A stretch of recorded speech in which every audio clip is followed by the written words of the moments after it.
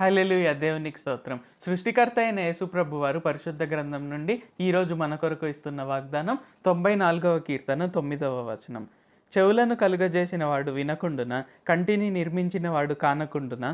So, ఈరోజు వాగ్దానం గనుక చూసుకున్నట్లయితే ఏంటి, మన చెవులను, మన కన్నులను మనకు సృష్టించిన దేవుడైన యేసు ప్రభువారు ఆయన చెప్తున్నారు. సో, చెవులను నిర్మించిన నేను విననా, అలాగే కన్నులను నిర్మించిన నేను కాననా, అంటే చూడనా అని ఇక్కడ మనకు తెలియజేస్తున్నారు. అంటే ఒక్కొక్కసారి ఏమవుతుంటుందంటే మన జీవితంలో కొన్ని పరిస్థితుల వలన అసలు దేవుడు అనేవాడే లేడు, అసలు దేవుడు అనే కాన్సెప్టే రాంగ్, అసలు ఆయన ఉన్నా కానీ నన్ను పట్టించుకోవట్లేదు, నా కోసం సిలువ పైన మరణించారని చెప్తారు కదా, మూడో రోజున తిరిగి లేచారని చెప్తారు కదా, బట్ నా జీవితంలో ఆయన అస్సలు నన్ను పట్టించుకోవట్లేదు, మేబీ నేనే అంత వర్తీ కాదేమో, మేబీ నేనే అంతగా అర్హురాలను కాదేమో అని మనం రకరకాలుగా ఆలోచిస్తుంటాం అనమాట. కానీ యేసుప్రభు వారు మనం మాట్లాడే ప్రతి మాట వింటున్నారు, మనం చూసే ప్రతి ఒక్కటి ఆయన చూస్తున్నారు. అంటే ఆయన మనల్ని పట్టించుకోవట్లేదు అనుకుంటున్నాం, కానీ ఆయన మనల్ని చూస్తున్నారు, మనం మాట్లాడేది ఆయన వింటున్నారు. అంటే మనం ఏవేవైతే ఆయనను అడుగుతున్నామో ఆయన ప్రతి ఒక్కటి కూడా వింటున్నారు, మన ప్రతి ఒక్క మొరను ఆయన వింటున్నారు.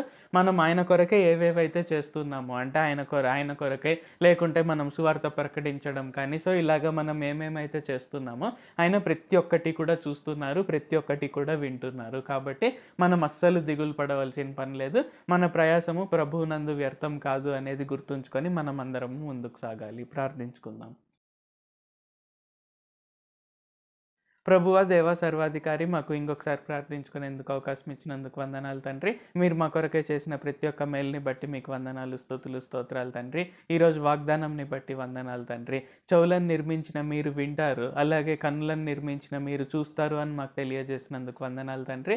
కావున ఈ ప్రార్థనలో పాల్గొంటున్న ప్రతి ఒక్కరం కూడా మీరు మమ్మల్ని చూడట్లేదేమో, మేము అడిగేది వినట్లేదేమో అనే భావనలో ఉండి మీ పైన విసుక్కోవడం కానీ, మేము అలాగే ఇంకేదైనా చేయడం కానీ మేము చేయకుండా మేము ఎప్పుడు మీ పైన విశ్వాసంతో, నమ్మకంతో, ప్రేమతో ముందుకు సాగుటకు సహాయం చేయండి.